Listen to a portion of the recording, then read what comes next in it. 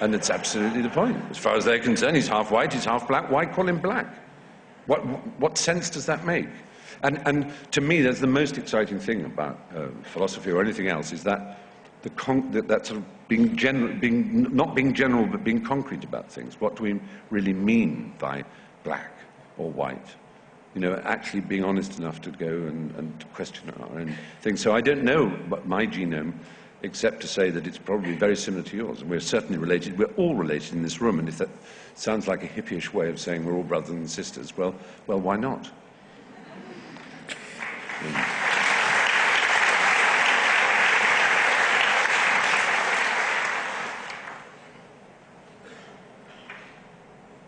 Hitler. Ah, yes. You wrote a novel Yeah. called Making History, which is one of the very few works of fiction, actually works of art at all, that satirizes Hitler. Why is that so difficult? Why is the taboo so strong? It is hard, you're right. I think was it Rilke who said, when I think of Hitler, I think of nothing?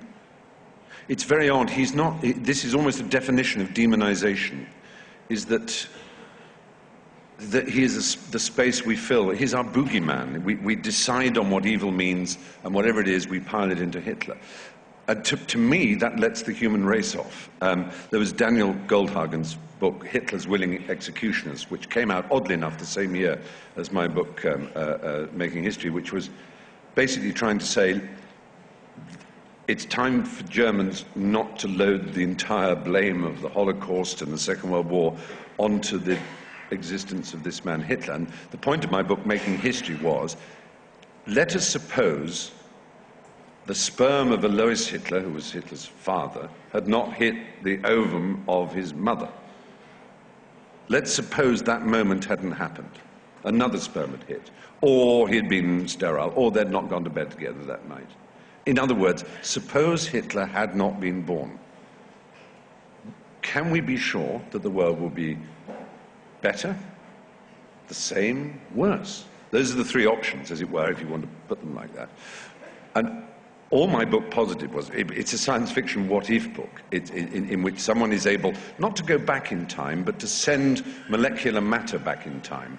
And by a coincidence, a graduate who is working on a spermicidal pill, or a spermicidal formula, meets this physicist, who happens to be Jewish, and they decide what they'll do is they'll send this spermicidal solution into the water supply of Brunau in Austria, where Hitler's father lived. And they'll send it to a precise time so that all the water in the village will sterilize all the men, so that Hitler obviously won't be born. And won't life be great? And you would imagine maybe it would be.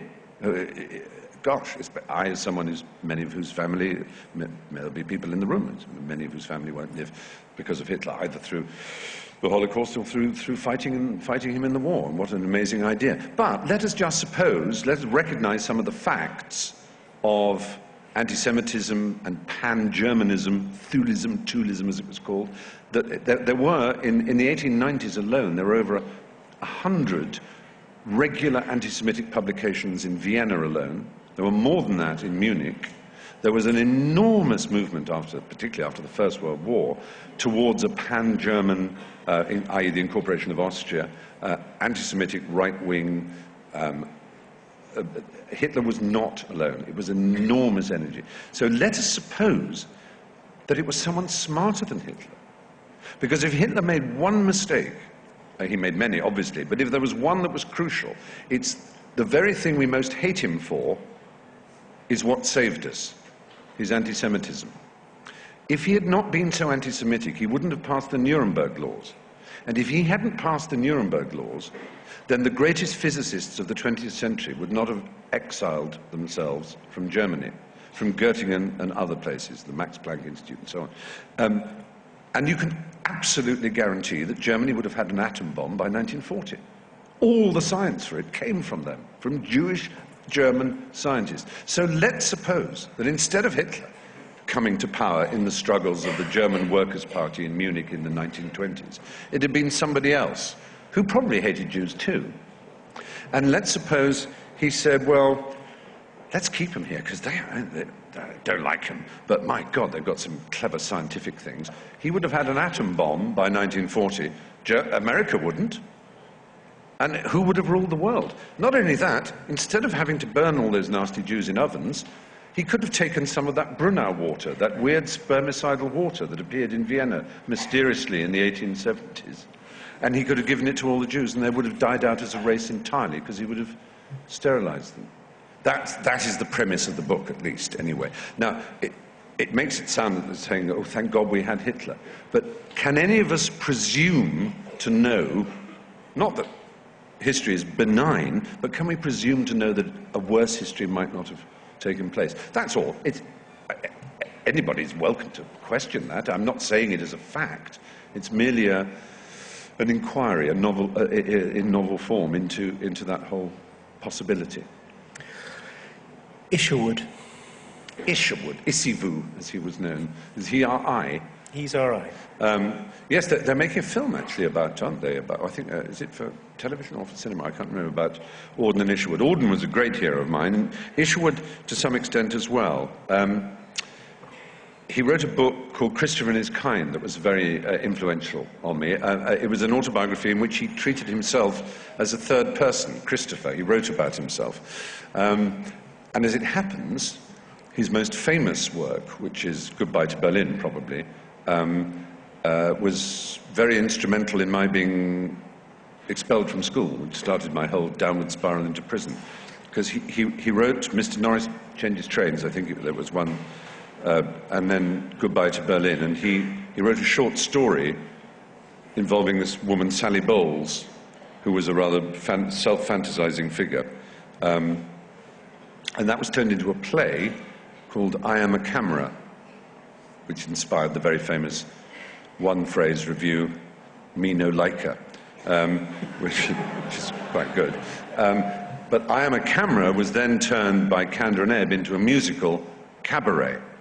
And I was at school in 1970-something or other, at the age of about 15, and I got permission from my housemaster to go to London for a meeting of the Sherlock Holmes Society, which I was a member of, and I was able to stay the night and then come back the next day.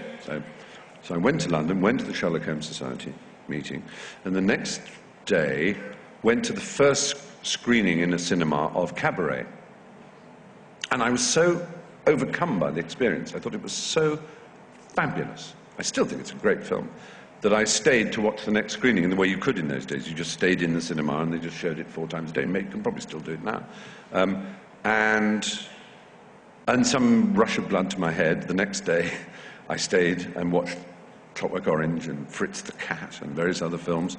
And it was about 3 days after that I eventually woke up from my mad days and realized I ought to get to school, by which time there was a lot of tapping of feet on the carpet and long sighs of disapproval, and I think the time has come for the parting of the ways, Fry. You have delighted us for long enough, and I was expelled. Jonathan Ive. Oh, Jonathan Ive. Hands up who knows who Jonathan Ive is in this room. We've got a few. He's probably the most influential, well, let's say the second most influential Englishman alive. Let's say the first most influential Englishman alive is Tim Berners-Lee. Sir Tim Berners-Lee, who invented the World Wide Web, which is surely, I can't think of anybody else who could be more influential than the inventor of the World Wide Web. And when I say invented, he literally invented every aspect. Not the internet, the World Wide Web, the www part. Incidentally, isn't it mad that people still say www as an abbreviation when it is 3 times more syllables than World Wide Web? World Wide Web, 3 syllables, www, 9 syllables.